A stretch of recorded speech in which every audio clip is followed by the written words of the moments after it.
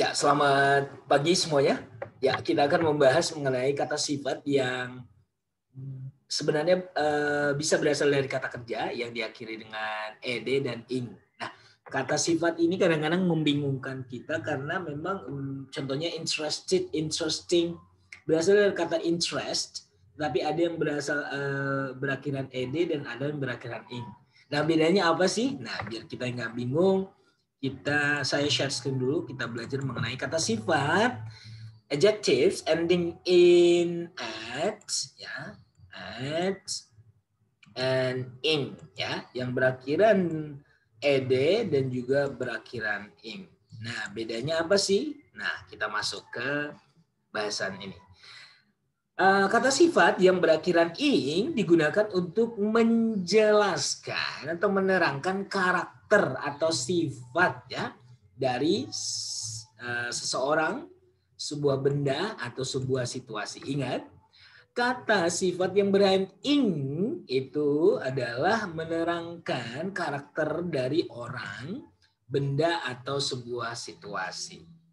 Nah, sedangkan kata sifat yang berakhiran ed itu adalah sebuah perasaan, ya. Sebuah perasaan bagaimana seseorang mengalami atau mendapatkan emosi, ya. Oke, kata sifat yang berakhiran ed ini biasanya menjelaskan sesuatu yang temporary, ya. Temporary artinya yang sementara. Contohnya I'm bored. Saya malas. Ya bisa aja sekarang malas, besok enggak gitu, atau nanti 2 menit lagi enggak. Nah, jadi itu adalah emosi atau perasaan sesaat, ya. Jadi ingat ing, kata sifat yang berakhiran ing untuk menjelaskan karakter, ciri-ciri dari benda, termasuk di dalamnya manusia, situasi dan juga sesuatu, ya, benda selain manusia. Sedangkan yang berakhiran ed itu menyatakan perasaan atau emosi. Oke. Nah, jadi karena hanya orang dan sebagian hewan yang memiliki perasaan, jadi ed itu tidak digunakan. Lihat, cannot tidak digunakan untuk menjelaskan objek atau situasi. Contohnya, ruangan ini membosankan, nggak mungkin, ya. Oke. Ruangan ini bosan, nggak mungkin, ya. Hari ini bosan, nggak mungkin, ya. Jadi hanya manusia dan sebagian hewan yang memiliki perasaan, jadi itulah yang nanti pakai ed. Ya, kita ke contoh yang kata sifat yang berakhiran ed. Lihat, yang ed tadi adalah menjelaskan perasaan atau emosi, ya, and emotion. Nah, kita lihat contohnya. I was so bored in that lesson. I almost fell asleep. Ya.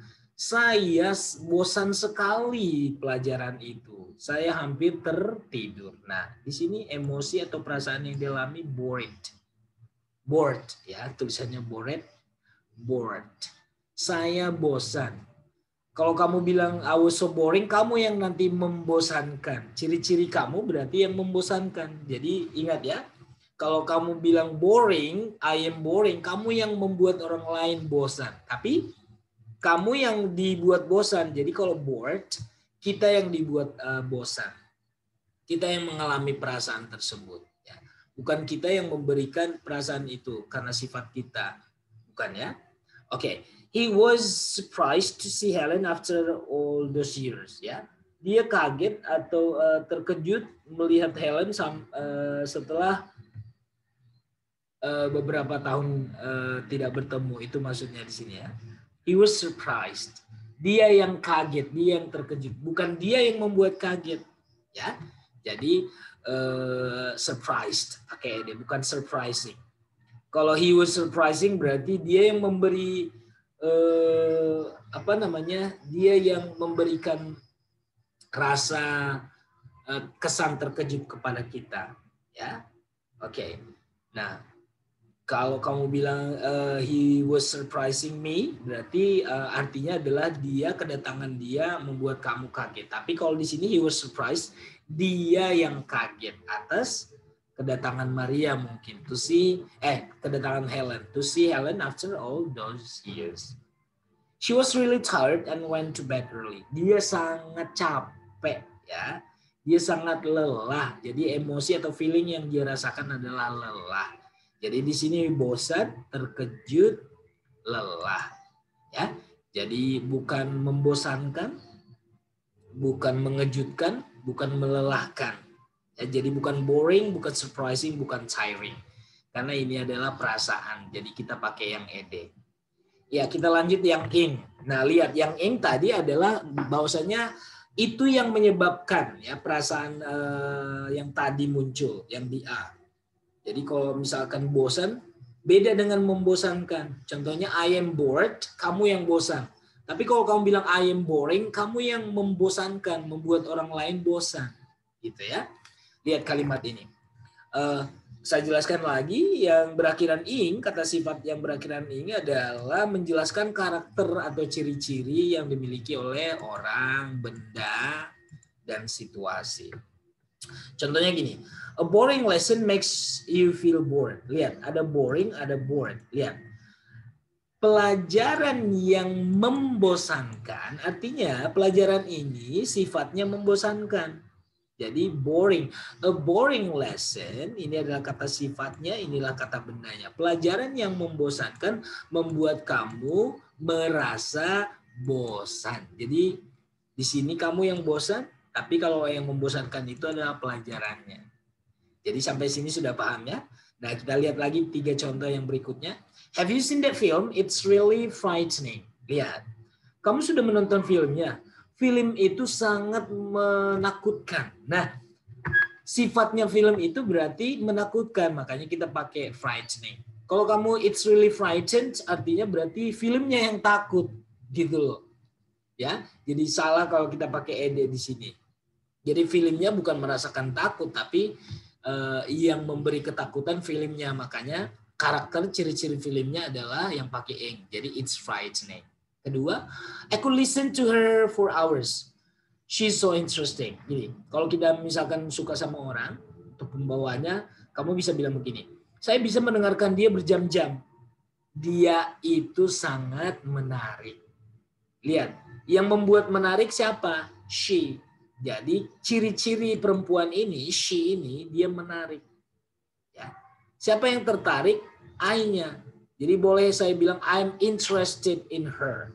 She is so interesting. Interesting. Ya. Oke, nomor 3. I can't sleep. Saya nggak bisa tidur. That noise is really annoying. Apa ciri-ciri bunyi di sini? Ya, bunyi itu mengganggu. Keributan itu mengganggu. Inilah benda yang membuat mengganggu. Ya. Inilah benda yang membuat menarik. Inilah benda yang membuat menakutkan. Jadi ingat, kata sifat yang berakhiran ing digunakan untuk menjelaskan karakter atau sifat yang dimiliki oleh orang, sesuatu, dan sebuah situasi. Sedangkan ed kita gunakan untuk menjelaskan sebuah perasaan atau emosi yang dimiliki oleh orang atau animal, ya, bukan situasi, karena situasi tidak bisa merasakan. Oke, kita lihat contoh ini yang terakhir ya. Compare the difference, lihat perbedaannya. My girlfriend is bored. Artinya di sini pacar kita yang bosan, merasa bosan. Tapi ini kalimatnya negatif loh, artinya negatif. My girlfriend is boring, artinya pacar kamu itu membosankan. Kamu yang dibuat bosan, karena sifat pacar kamu ini membosankan. Sedangkan kalau yang ini perasaan yang dimiliki oleh pacar kamu, ya, bukan sifatnya. Kalau ini sifatnya yang membosankan. Kalau ini emosi yang dimiliki oleh pacar kamu. Jadi my girlfriend is bored artinya positif, pacar kamu bosan. Tapi kalau pacar kamu membosankan berarti sifatnya jelek berarti, ya. Jadi bedakan bored dengan boring. Oke, I'm confused. Artinya ed di sini emosi atau perasaan yang kamu miliki, berarti kamu bingung. I am confused artinya saya bingung. Nah, kalau kamu yang membuat orang bingung berarti I'm confusing. Mungkin kalimat kamu bertele-tele atau kamu terbata-bata. Jadi orang orang bingung. Jadi yang membuat orang bingung itu siapa? Kamu. Berarti kamu bilang I'm confusing. Saya membingungkan. Artinya kamu membuat orang bingung. Tapi kalau kamu yang bingung, I am confused. Oke. Kalimat selanjutnya, I was shocked by how shocking the accident was last night. Lihat di sini ada shock dan shocking. Saya terkejut, ya, betapa mengejutkan kecelakaan tadi malam itu. Apa yang mengejutkan? Kecelakaan. Kecelakaan ini sifatnya mengejutkan. Siapa yang terkejut? Kamu. Berarti I was shocked. They were frightened by the frightening roller coaster ride. Mereka ketakutan oleh tunggangan atau arus roller coaster yang menakutkan tersebut. Apa yang menakutkan? Ini benda yang menakutkan. Ya, inilah ciri-cirinya roller coaster ride, ciri-cirinya menakutkan. Siapa yang dibuat takut? Mereka. Makanya they were frightened. Okay, I'm annoyed by how annoying that person in front of us. Apa yang kamu rasakan? Saya terganggu. Apa yang mengganggu orang tersebut?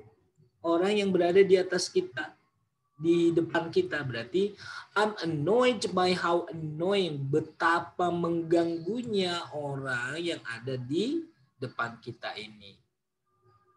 Oke. Nah, yang terakhir, Sally was confused. Siapa yang bingung?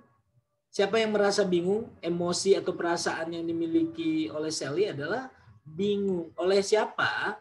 Oleh tanda jalan, yang marka jalan yang ada di kota tersebut. Sally was confused by a confusing street signs in the city. Ya, jadi inilah contoh-contoh yang saya buatkan agar kita memahami kata sifat yang berakhiran ed dan juga ing. Mudah-mudahan sampai di sini kalian sudah paham ya. Thank you so much guys. I'm Gunawan Tamusarbu. I'm signing off. I'll see you next week at the topic. Goodbye. Have a nice day.